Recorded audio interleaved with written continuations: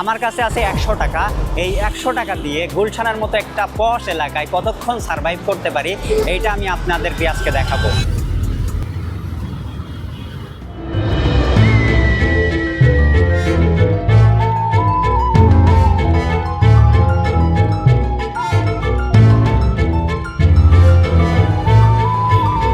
একটা সময় ছিল শহরের প্রান্তবর্তী একটি শান্ত অঞ্চল।